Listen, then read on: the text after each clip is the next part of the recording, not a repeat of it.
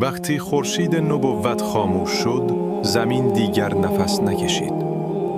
مدینه در سکوتی سنگین فرو رفت. نسیم آهسته بر درختان می‌وزید و حتی پرندگان بالهایشان را بستند. خبر رسیده بود. محمد صلی الله علیه و سلم دیگر میان ما نیست. در آن لحظه علی سرش را بر سینه پیامبر گذاشت، اشک‌هایش بی صدا بر چهره نورانی او می چکید. لب‌هایش می لرزید و می گفت: جانم به فدایت ای رسول خدا، با رفتنت ریشه امید از دلها کنده شد.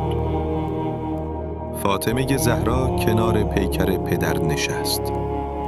صدایش چون ناله شکسته چشمه‌ای بود که از دل کوه می جوشد و می گفت: پدر جان، بعد از تو چه کسی دل غریب مرا آرام خواهد کرد؟ یاران پیامبر یکی یکی می آمدند.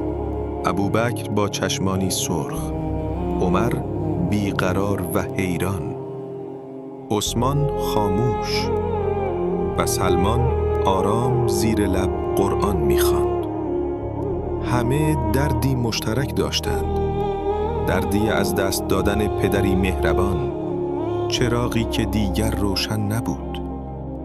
کودکان مدینه گریه می کردند و پیرمردان دست بر پیشانی می زدند. آسمان گرفته بود و گویی فرشتگان نیز همراه زمین می گریستند. آن روز مدینه برای همیشه یتیم شد و تاریخ هر بار که نام محمد صلی الله علیه و سلم را می شنود، هنوز اشک در چشمانش حلقه می زند.